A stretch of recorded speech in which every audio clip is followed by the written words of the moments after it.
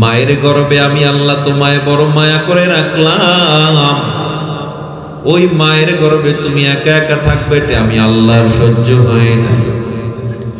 আমি আল্লাহ মায়ের গর্ভে তোমাকে 9 মাস কিংবা 10 মাস পর্যন্ত আমি আল্লাহ তাআলা তোমারে সেখানে ফেরেশতা দিয়া পাহারা দিয়েছি। দুনিয়ার জমিনে যখন আসছো, চিকিৎসা বিজ্ঞান বলে কোন মানুষের ব্যথা যদি 40 ইউনিট হয়, ওই মানুষ আর বাঁচতে পারে না।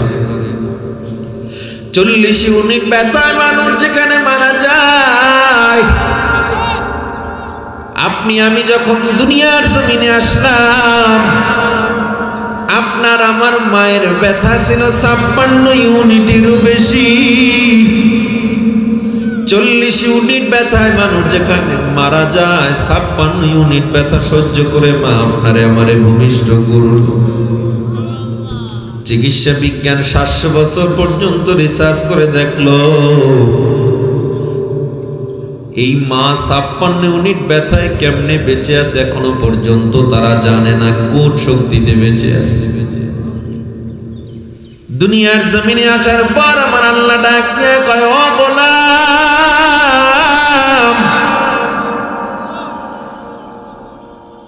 তুই কি খাবি? তোর খাবার নাই, তোর দাঁত নাই, তোর মুখটা বড় পাতলা, জিহ্বাটা নরম, খাবার দাবারের তোর কোনো বয়স হয় নাই। তোর জন্য বেশি ঘন খাবার বানাইলে তোর পেট খারাপ হয়ে যাবে, বেশি পাতলা খাবার বানাইলে তোর পেটটা খারাপ হয়ে যাবে। বেশি ঠান্ডা না, বেশি গরম না, আমি আল্লাহ তোর জন্য মায়ের বুকে খাবার বানায় দিলাম। গোটা পৃথিবীর সব বিজ্ঞানের একমত, মায়ের দুধের বিকল্প কোনো খাবার সন্তানের জন্য নাই। তোর বয়স যখন 2 বছর 2.5 বছর হয়ে গেল, এবার তোর ভাত খাওয়ার বয়স হয়ে গেছে। আল্লাহ কয়, দেখ তোর জন্য আমি আল্লাহ কত ধরনের মানুষ বানায় দিলাম, মাঠে ঘাটে চাউল উৎপাদন করতেছে। আমি আল্লাহ যদি ওই মানুষগুলোর ক্ষমতা না দিতাম, ওই মানুষগুলো হাল চাষ করতে পারতো না। মানুষগুলোরে হাল চাষ করানোর পর মানুষগুলো এবার হাল চাষ করায় গরু দিয়ে, গরুটা আমি আল্লাহ তোর খাদেম বানায় দিলাম। গরু দিয়া হাল চাষ করানোর পর আমি আল্লাহ ক্ষমতার মাধ্যমে আমি ওই জমিন থেকে তোর জন্য ধান উৎপন্ন করলাম। আমি আল্লাহ জমিন থেকে তোর জন্য কত ধরনের খাবার বানায় দিলাম। বান্দা খা, তোর কাছে আমার কোনো চাহিদা নেই, তুই শুধু শুধু ভাত খাবি, মজা লাগবে না। এই জন্য আমি আল্লাহ তোর জন্য নদীতে তাকায় দেখ কত ধরনের মাছ হালাল বানায় দিলাম। 1 ধরনের আর 2 ধরনের মাছ না, রুই মাছে 1 মজা, কাতলা মাছে আর 1 মজা, শিং মাছে 1 মজা, মাগুর মাছে আলাদা মজা, চিংড়ি মাছে আলাদা মজা, কই মাছে আর 1 মজা, ইলিশ মাছের মধ্যে আমি আল্লাহ কত ধরনের মজা রাখলাম। ইলিশ মাছের মাথায় 1 ধরনের মজা, ইলিশ মাছের লেজে আলাদা মজা, পেটের মাছে আলাদা মজা, ইলিশ মাছের পিঠের মাছে আলাদা মজা, ইলিশ মাছের ডিমের মধ্যে আবার আলাদা মজা। আমার আল্লাহ কয়, বান্দা এত মজা একটা মাছের মধ্যে দেওয়ার ক্ষমতা আমি আল্লাহ। এই মাছ আমি আল্লাহ তোর জন্য বানানোর পর আবার দেখ তোর জন্য গোশত বানাইছি, সবজি বানাইছি, এরপরেও কাইফা তাকফুরুনা বিল্লাহ, আমি আল্লাহর কেমন অস্বীকার করব? শুকর আদায় থাকবে কার? আলহামদুলিল্লাহি রাব্বিল আলামিন। সমস্ত প্রশংসা থাকবে একমাত্র আল্লাহ। আমার জান, আমার প্রাণ, আমার সব কিছু হবে একমাত্র কার জন্য? আরো জোরে জবাব দেন। নাকি কোনো মানুষের গোলামি চলবে? গোলামি চলবে কার? প্রশংসা হবে কার? আমি গরিব আছি, আমি ধনী আছি, প্রশংসা থাকবে কার? একটু জোরে জবাব দেন। ইন্না সালাতি ওয়া নুসুকি ওয়া মাহইয়ায়া ওয়া মামাতি লিল্লাহ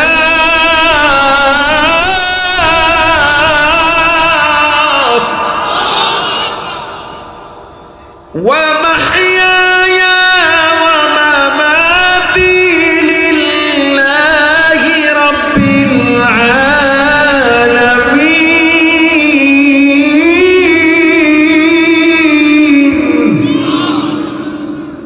আমার নামাজ, আমার রোজা, কুরবানি, হজ, যাকাত, ইবাদত, বেঁচে থাকা, মরে যাওয়া সব হবে একমাত্র কার জন্য? এই জীবনে কিছুই চাওয়ার নেই তো আর, আমার জীবন আমার মরণ সবই তোমার, আমার জীবন আমার মরণ সবই তোমার। এই দুনিয়ায় আছি তোমার দয়াতে, তোমায় ছাড়া শান্তি পাই না কিছুতে, নেই হৃদয়ে তুমি ছাড়া কেউ তো আর, আমার জীবন আমার মরণ সবই তোমার, আমার জীবন আমার মরণ সবই তোমার। সালাত মেরা সৌম মেরা সব হি खुदा तेरे लिए, हयात मेरा मौत मेरा, हयात मेरा मौत मेरा सब ही खुदा तेरे लिए, सलत मेरा सौम मेरा सब ही खुदा तेरे लिए। আমার নামাজ, আমার রোজা, আমার কোরবানি সব হবে কার জন্য? ঐতিহ্যবাহী জামিয়া তালিমিয়া মাদ্রাসা ঢাকার উদ্যোগে আয়োজিত বার্ষিক ওয়াজ মাহফিলে উপস্থিত মোহতারাম সভাপতি মুআজ্জাজ মুকাররম হযরত উলামা ইকরাম, দূর দূরান্ত থেকে আগত ভাই, একটু সাউন্ড টোন বাড়ান বক্স মনিটরে। আল্লাহ পাকের প্রাণ প্রিয় যুবক, ছাত্র ও মুরব্বী বাবারা, পর্দার আলের মা ও বোনেরা, আল্লাহ পাকের দরবারে অসংখ্য অগণিত শুকুর, যিনি আমাদেরকে পবিত্র জুমার সালাত আদায়ের পরে দিনই এক মহা দামি মজলিস, কোরআন সুন্নাহর মজলিস, গুনাহ মাফির মজলিস, আল্লাহ ওয়ালা আশিকিন জাকিরিনদের মজলিসে কবুল করেছেন। এজন্য আল্লাহ পাকের দরবারে সকলে একবার শুকর আদায় করি, আলহামদুলিল্লাহ।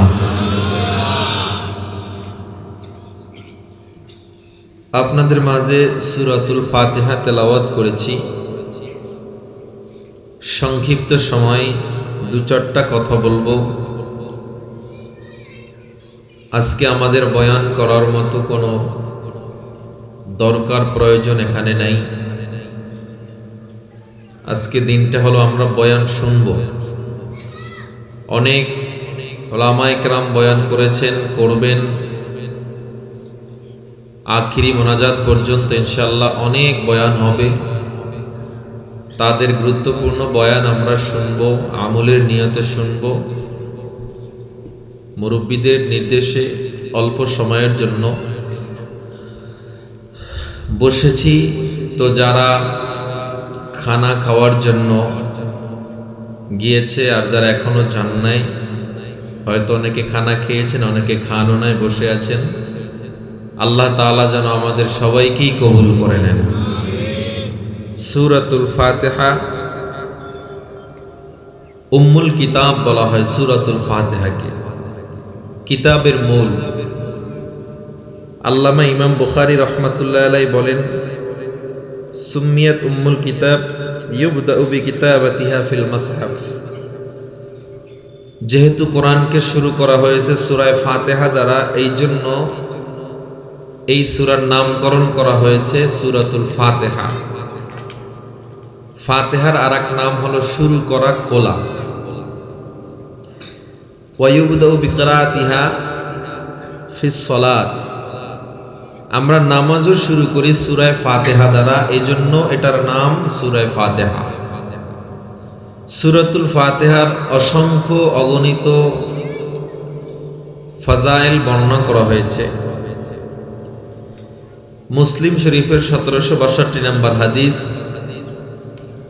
আল্লাহর নবীজি সাল্লাল্লাহু আলাইহি ওয়াসাল্লাম থেকে বর্ণনা করা হয়, বাইনামা জিবরিলু কাঈদুন ইনদান নবী সাল্লাল্লাহু আলাইহি ওয়াসাল্লাম।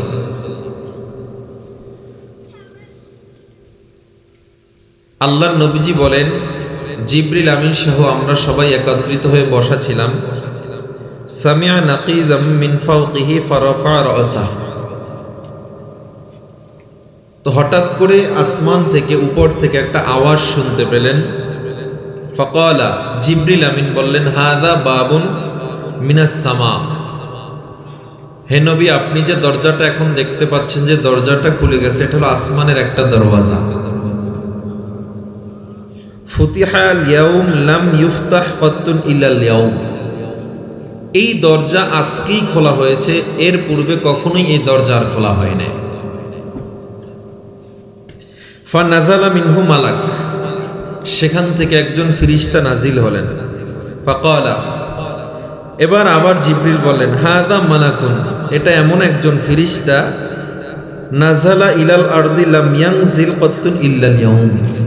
এই ফেরেশতা আজকে অবতীর্ণ হয়েছে, এর পূর্বে কখনোই অবতীর্ণ হয়নি। ফাসাল্লামা, এবং ওই ফেরেশতার পরে সালাম দিলেন। ওয়াকালা আবশির বিনূরাইন। ফেরেশতা এবং নবীকে বলা শুরু করলেন, হ্যাঁ নবী, আবশির, আপনি সুসংবাদ দেন, বিনূরাইন, দুইটা নূরের সুসংবাদ। এক নাম্বার, উতিতাহুমা লাম ইউতাহুমা নবিয়্যুন ক্বাবলাক। আপনাকে যেই নূর দুইটার ব্যাপারে এখন বলা হবে, যে নূর দুইটা দেওয়া হবে, এর পূর্বে কোনো নবীকে এই নূর দেওয়া হয় নাই। সুবহানাল্লাহ। এক নাম্বার ফাতিহাতুল কিতাব, এক নাম্বার হলো সূরা ফাতিহা, আর দ্বিতীয় নাম্বার হলো খাওয়াতিমু সূরাতুল বাকারা, সূরা বাকারার কিছু শেষ আয়াত। সূরাতুল ফাতিহার ব্যাপারে এত পরিমাণে, এটা সূরাতুশ শিফাও বলা হয়। বাচ্চা কান্না করে, আপনি বাচ্চাকে হাতে দোলাবেন এবং সূরাতুল ফাতিহা তেলাওয়াত করতে থাকবেন, আল্লাহ কান্না বন্ধ করায় দেবেন। বাচ্চা রাত্রে চিল্লা পাল্লা করে, অনেকের বাচ্চা আছে রাত্রে অনেক চিল্লা পাল্লা করে, অস্বাভাবিক কান্নাকাটি করে। সূরাতুল ফাতিহা যদি পানির উপরে 7 বার করে পানির উপরে দম দেন, ফু দেন, এরপর ওই পানিটা বাচ্চাকে খাওয়ান, আলহামদুলিল্লাহ, বাচ্চার কান্না বন্ধ হয়ে যাবে, রোগ থেকেও আল্লাহ মুক্ত করে দিবেন। দেখেন, বুখারী শরীফের 5007 নম্বর হাদিস, লম্বা নস, বলার সময় নেই। সাহাবায়ে কেরামের একদল একটা গোত্রের নিকট গেলেন। ওই গোত্রের নেতা তখন মারাত্মক অসুস্থ ছিল। তো একজন সাহাবী একটু পানি পড়া দিলেন, ওই গোত্রের নেতা সাথে সাথে সুস্থ হয়ে গেলেন। এইবার ওই গোত্রের নেতা খুশি হয়ে সাহাবীদেরকে 30টা বকরি হাদিয়া দিলেন। কয়টা? 30টা বকরি হাদিয়া পেয়ে নবীজির দরবারে চলে গেলেন। সাহাবায়ে কেরাম গিয়ে বলে, নবী অমুক গোত্রের নিকট গিয়েছিলাম, আমাদেরকে 30টা বকরি হাদিয়া দিয়েছে। কেন দিয়েছে? বলে, আমরা তাকে একটা ঝাড়ফুঁক করেছি, ঝাড়ফুঁকে সে সুস্থ হয়ে গেছে। আল্লাহর নবী বলেন, ঝাড়ফুঁক দিছো? বলে, হ্যাঁ। কি পয়রা দিছো? বলে, সূরা ফাতিহা পয়রা দিছে। আল্লাহর নবীজি বলেন, বকরি তো তোমরা খাইবেই, সাথে আমার জন্য একটু রাইখে দিও। সুবহানাল্লাহ। তাইলে বোঝা যায় ঝাড়ফুঁক দিয়ে হাদিয়া নেওয়া জায়েজ আছে। আপনারা বেশি বেশি হাদিয়া দিবেন। হুজুররা যখন ফু দেয়, কি দিবেন? আমরা চাইতেছি না, আপনারা দিবেন, এটা বলতেছি। জায়েজ আছে, কারণ হাদিয়া লইয়া পিডি বেশি চলে বাংলাদেশে, ঠিক না? এমনও সময় গেছে কিছু নামধারী মাওলানারা এভাবে বলছে কয় টাকার ফু দিব, কয় টাকার মিলাদ পড়বো আগে বলেন। হয়েছে না এরকম? যাক, মানুষগুলো আস্তে আস্তে সচেতন হয়েছে। হাদিয়া নেওয়া সুন্নত, দেওয়াও সুন্নত। সূরাতুল ফাতিহার শুরুতে আল্লাহ তাআলা বলেন আলহামদুলিল্লাহি রাব্বিল আলামিন আর রহমানির রহিম। আলহামদুলিল্লাহ, আলিফ লাম ইস্তিগরাকি, সমস্ত প্রশংসা একজনের, যিনি এর প্রাপ্য, একমাত্র তিনি কে? জোরে বলেন কে? আলহামদুলিল্লাহি রাব্বিল আলামিন।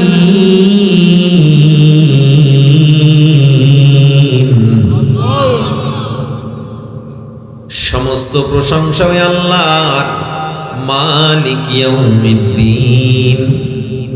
আলহামদুলিল্লাহ, সমস্ত প্রশংসা রব্বিল আলামিন, ওই আল্লাহ, যে আল্লাহ গোটা জাহানের প্রতিপালক। সমস্ত প্রশংসা ওই আল্লাহ, যে আল্লাহ সমস্ত জাহানের প্রতিপালক। মালিক ইয়াউমিদ্দিন, যিনি বিশ্বাস, যিনি মহাদিবসের মালিক, কিয়ামতের দিনের মালিক আমার আল্লাহ। ইয়্যাকা না'বুদু ওয়া ইয়্যাকা নাস্তাঈন।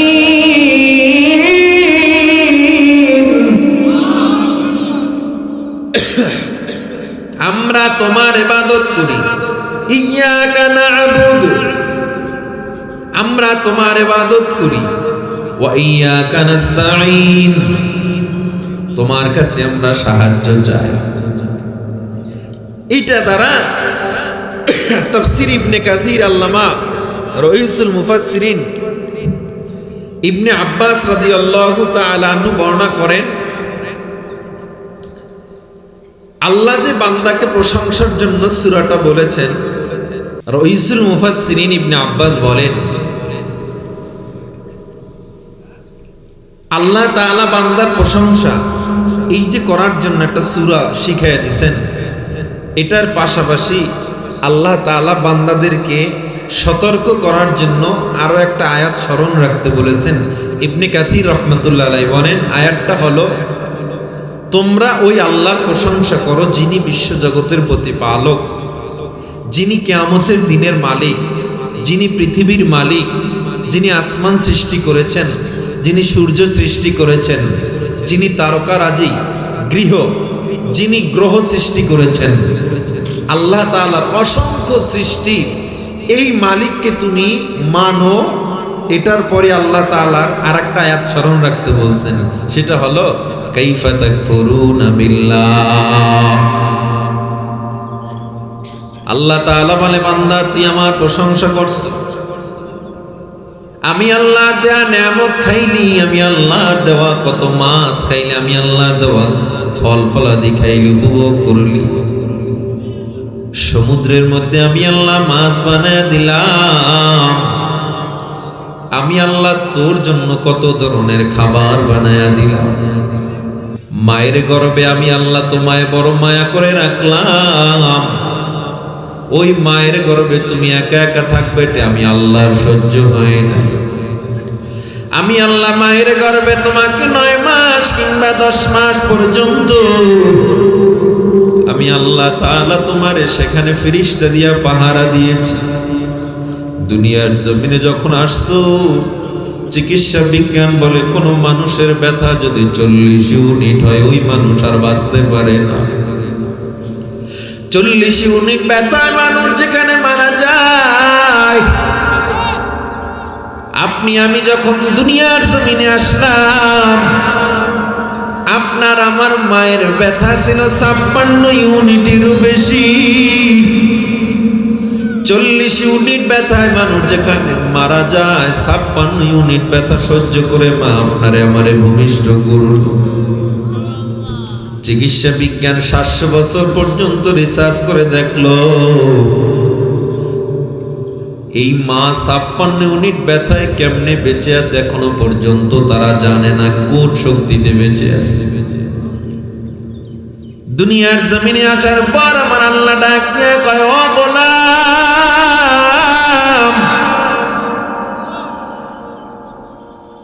তুই কি খাবি? তোর খাবার নাই, তোর দাঁত নাই, তোর মুখটা বড় পাতলা, জিহ্বাটা নরম, খাবার দাবারের তোর কোনো বয়স হয় নাই। তোর জন্য বেশি ঘন খাবার বানাইলে তোর পেট খারাপ হয়ে যাবে, বেশি পাতলা খাবার বানাইলে তোর পেটটা খারাপ হয়ে যাবে। বেশি ঠান্ডা না, বেশি গরম না, আমি আল্লাহ তোর জন্য মায়ের বুকে খাবার বানায় দিলাম। গোটা পৃথিবীর সব বিজ্ঞানের একমত, মায়ের দুধের বিকল্প কোনো খাবার সন্তানের জন্য নাই।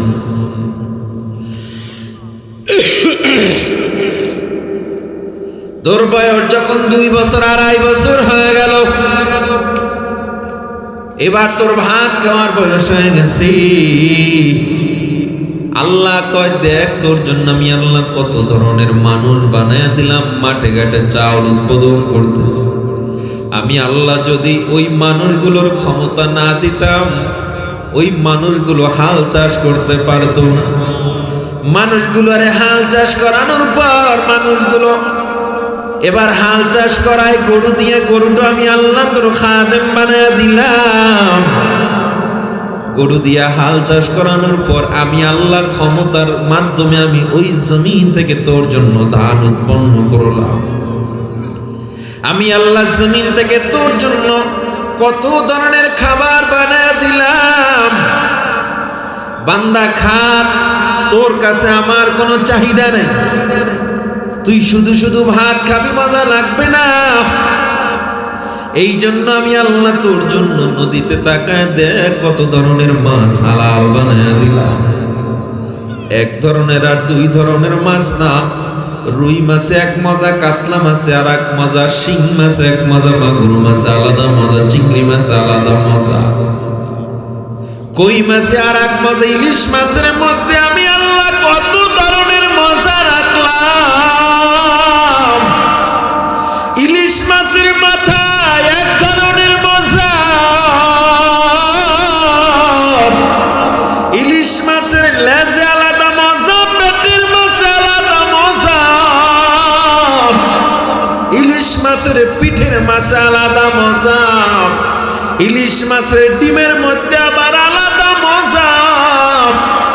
আমার আল্লাহ কয়, বান্দা এত মজা একটা মাছের মধ্যে দেওয়ার ক্ষমতা আমি আল্লাহ। এই মাছ আমি আল্লাহ তোর জন্য বানানোর পর আবার দেখ তোর জন্য গোশত বানাইছি, সবজি বানাইছি, এরপরেও কাইফা তাকফুরুনা বিল্লাহ, আমি আল্লাহর কেমন অস্বীকার করো? শুকর আদায় থাকবে কার? আলহামদুলিল্লাহি রাব্বিল আলামিন। সমস্ত প্রশংসা থাকবে একমাত্র আল্লাহ। আমার জান, আমার প্রাণ, আমার সব কিছু হবে একমাত্র কার জন্য? আরো জোরে জবাব দেন। নাকি কোনো মানুষের গোলামি চলবে? গোলামি চলবে কার? প্রশংসা হবে কার? আমি গরিব আছি, আমি ধনী আছি, প্রশংসা থাকবে কার?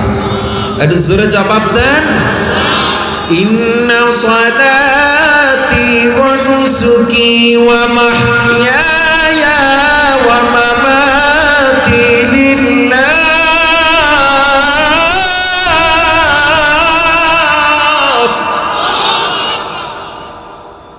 ওয়া মাহইয়ায়া ওয়া মামাতি লিল্লাহি রাব্বিল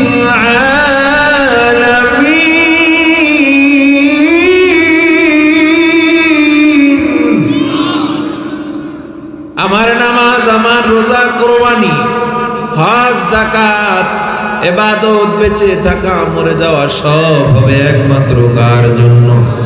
এই জীবনে কিছুই চাওয়ার নেই তো আর, আমার জীবন আমার মরণ সবই তোমার, আমার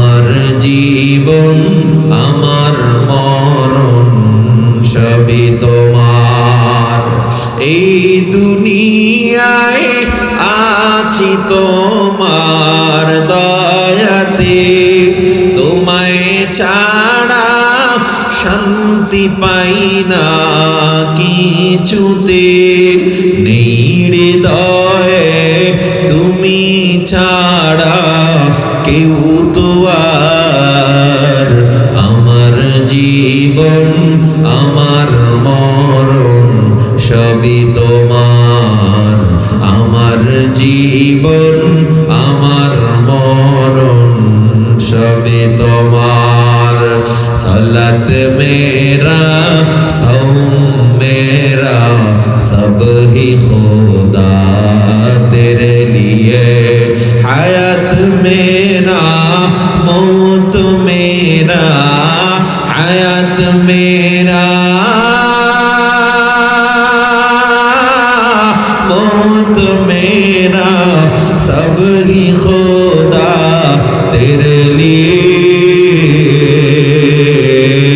सलत मेरा सौम मेरा सब ही खुदा तेरे लिए। আমার নামাজ আমার রোজা আমার কোরবানি সব হবে কার জন্য? শুকর আদায় করব কার? প্রশংসা হবে কার? বান্দা বিপদে পড়লে আল্লাহকে ডাকো, আবার বিপদ না থাকলে আল্লাহরে ডাকো না।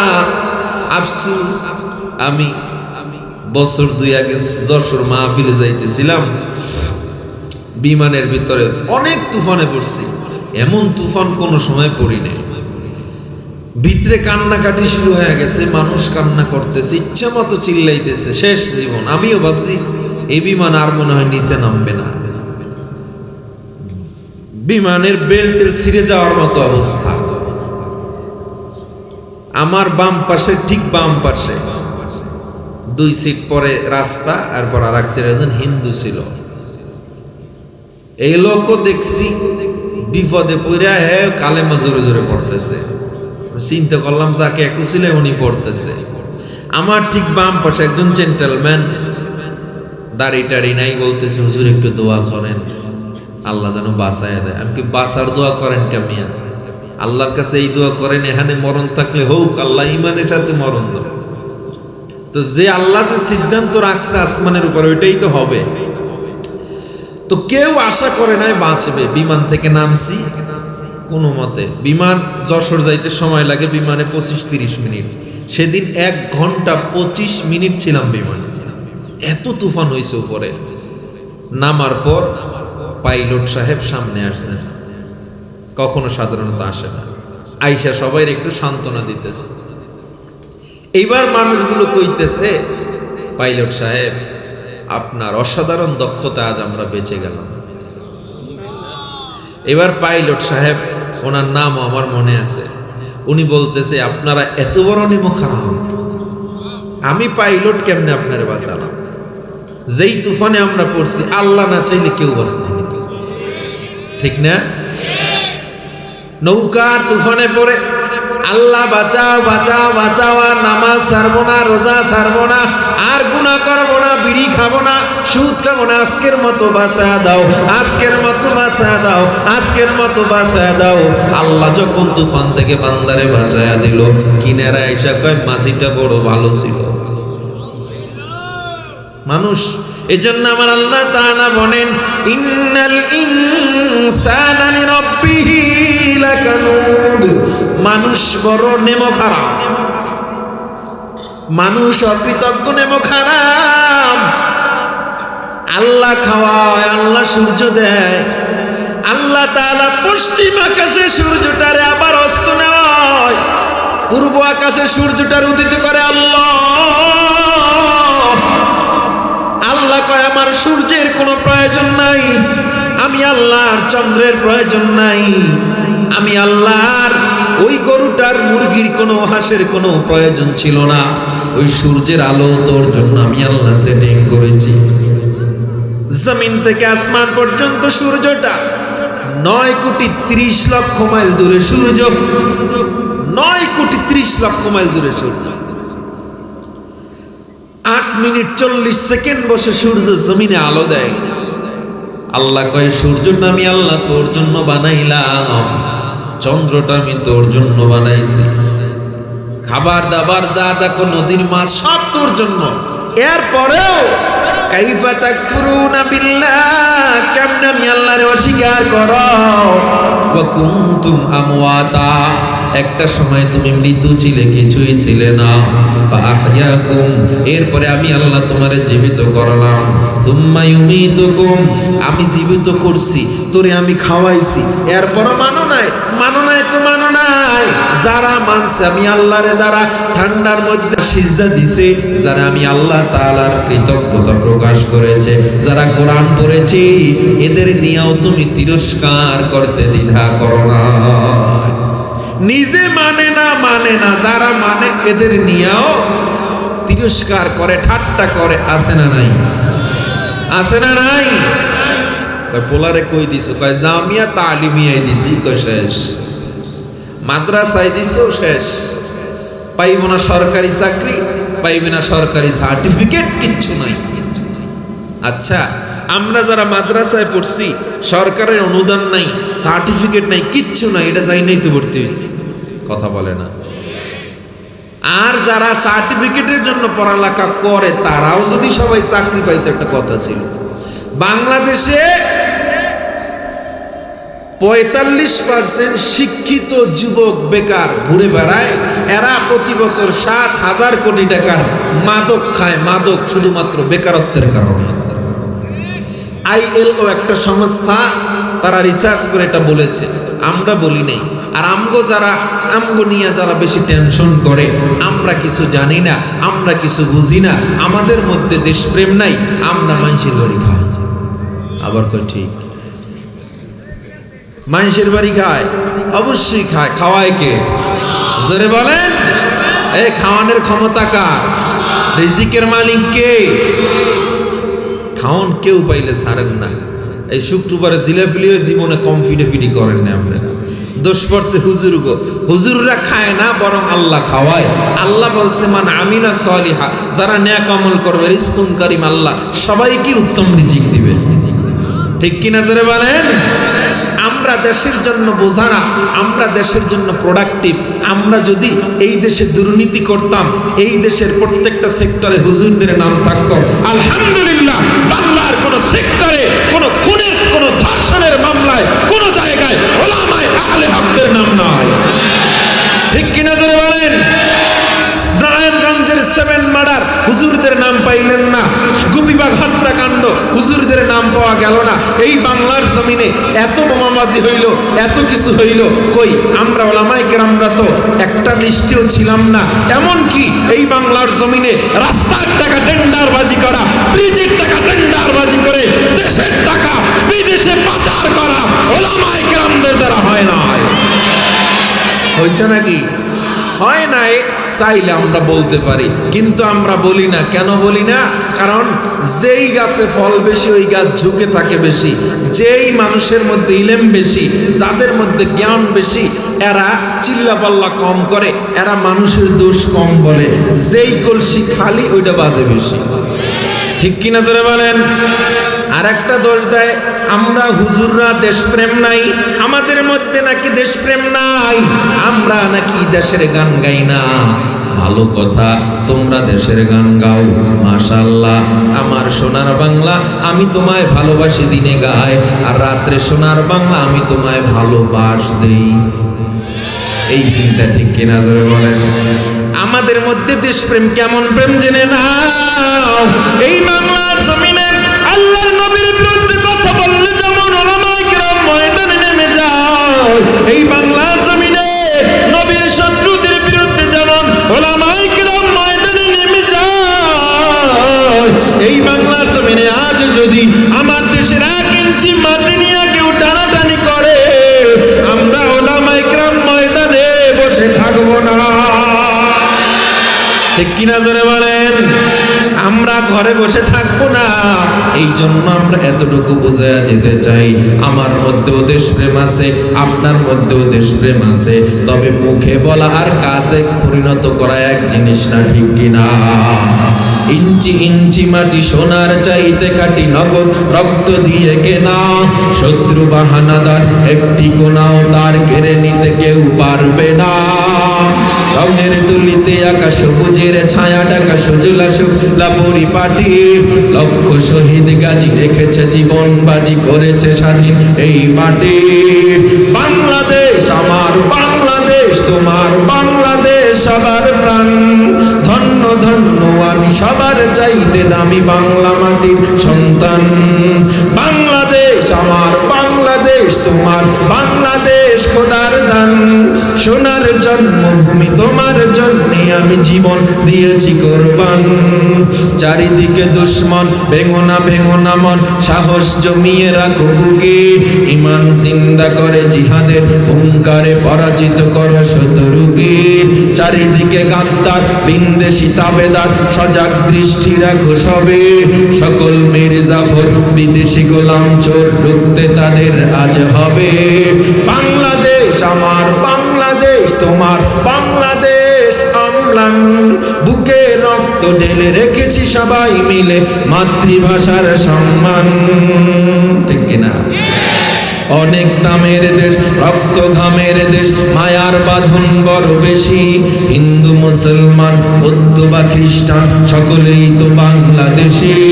কেন তবে সংঘাত, কেন কিসের বিবাদ? ভাই ভাই হাত রাখো হাত হাতে। সমরে পক্ষপাতী হয়েছি শ্রেষ্ঠ জাতি, নজির দেখাও দুনিয়াতে। বাংলাদেশ আমার বাংলাদেশ তোমার বাংলাদেশ অম্লান। বুকে রক্ত ঢেলে রেখেছি সবাই মিলে মাতৃভাষার সম্মান। বাংলাদেশ আমার বাংলাদেশ তোমার বাংলাদেশ খোদার দান।